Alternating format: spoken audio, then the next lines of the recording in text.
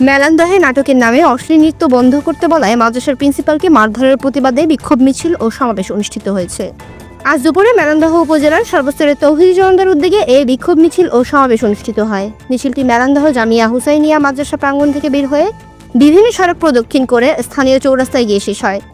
পরে এক সমাবেশে বক্তব্য রাখেন হেফাজতে ইসলাম জামালপুর জেলা শাখার সভাপতি মাওলানা আব্দুল কাসেম, নির্বাহী সভাপতি আল্লামা মুফতি শামসুদ্দিন, সাধারণ সম্পাদক মোহাম্মদ আলী খান ও মাওলানা নজরুল ইসলাম।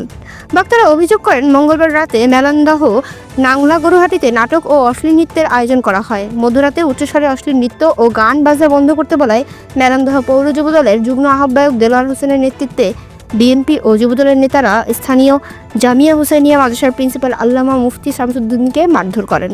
তারা জানান, 24 ঘন্টার মধ্যে হামলাকারীদের আইনের আওতায় না আনা হলে বৃহত্তর আন্দোলনের হুমকি দিয়েছে তৌহিদ জনতা।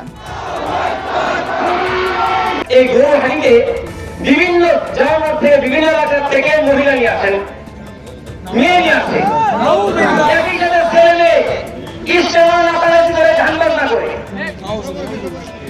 এবং আমরা রাতে 10টা থেকে শুরু করে আমরা ঘুমাতে পারি।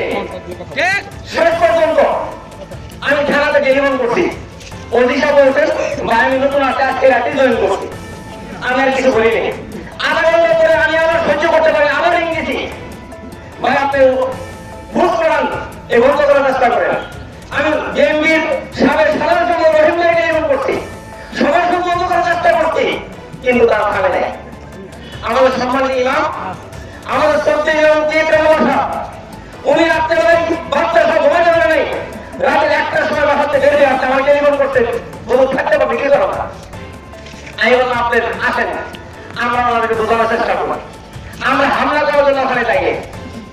আমি মুফতি ইকরামুল্লাহ স্যার, ইমাম সপ্তাহ মোল্লা ইসমাইল সপ্তাহ, আমাদের মুফতি আমির সাহেব 4 জন মাত্র, আমরা পরামর্শ করে তাদেরকে বোঝানোর চেষ্টা করি।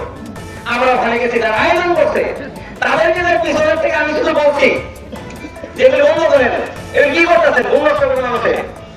তো আমার কথা শোনার সাথে সাথে পিছন থেকে বাস বাড়ি শুরু করছে।